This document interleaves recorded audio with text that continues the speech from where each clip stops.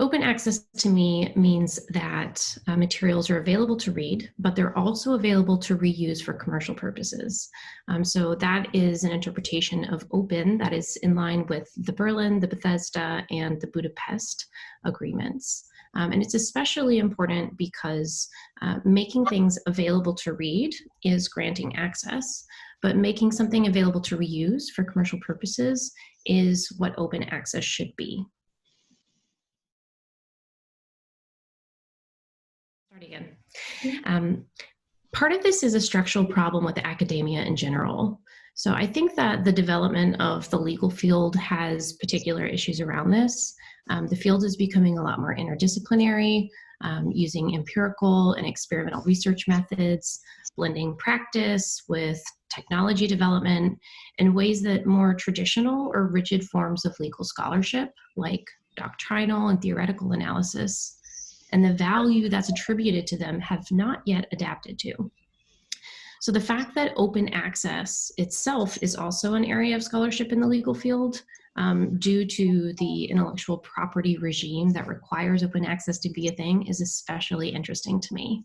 But I see this as more of like a self-referential and structural problem.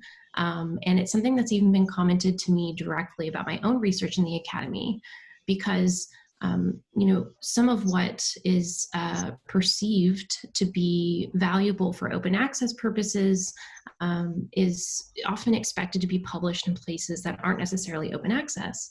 And it's especially important for our careers to publish in big name journals, to publish in places, that have that notability and notoriety, especially for early career researches. So I think that it does have to do with maybe a shift in understanding about what type of publishing platforms, forms of publishing, and especially open access in general, what value that has. But until the career panels and the review panels and the people that are hiring legal academia recognize that, it's going to be a bit difficult for important scholarship to shift in the legal field.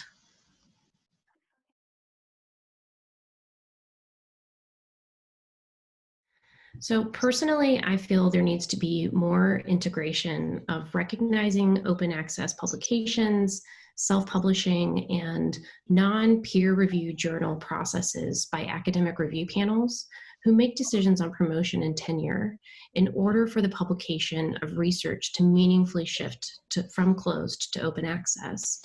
So this includes, less formal and outside the box academic research outputs and publishing platforms that are not adequately weighted right now or even sometimes recognized by these committees. And that impacts how scholars design and disseminate their research, especially earlier in their career.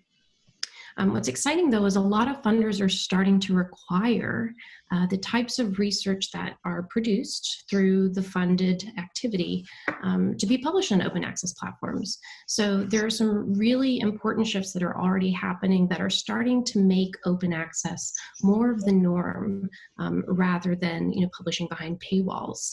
It still doesn't always extend to that kind of open idea of what being able to reuse content for commercial purposes entails. So there are various ways, that we could achieve that by, releasing data separate from papers and that sort of thing. But the important part is it is moving in that direction, which is really exciting.